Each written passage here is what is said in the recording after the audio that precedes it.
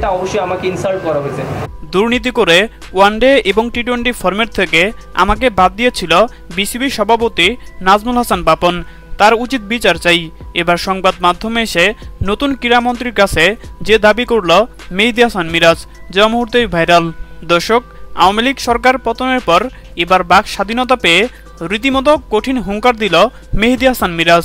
BCB সভাপতি পাপনের সকল অপকর্ম এবং দুর্নীতি ফাঁস করল এই অলরাউন্ডার খেলোয়াড়। আজ সংবাদ মাধ্যমে এসে তিনি বলেন, দুর্নীতি এবং রাজনীতি করে বাংলাদেশ ক্রিকেটকে একেবারে ধ্বংস করে দিয়েছে নাজমুল হাসান পাপন এবং কি বাংলাদেশ ক্রিকেট বোর্ড থেকে টাকা লুটপাট করেছে। সেই সাথে অপছন্দের তালিকায় থাকা খেলোয়াড়দেরকে জাতীয় দল থেকে বাদ দিয়ে তাদের ক্যারিয়ার ধ্বংস করে দিয়েছে, যার অন্যতম উদাহরণ আমি। কেননা ওয়ানডে এবং টি-20 ফরম্যাট থেকে দুর্নীতি করে আমাকে বাদ দিয়েছে। আর তাই তো নতুন ক্রীড়ামন্ত্রীর কাছে আমার আবেদন, নাজমুল হাসান পাপনের কঠিন বিচার হোক এবং কি বাংলাদেশ ক্রিকেট দুর্নীতি মুক্ত হোক, যেখানে ক্রিকেটাররা স্বাধীনভাবে কথা বলতে পারবে।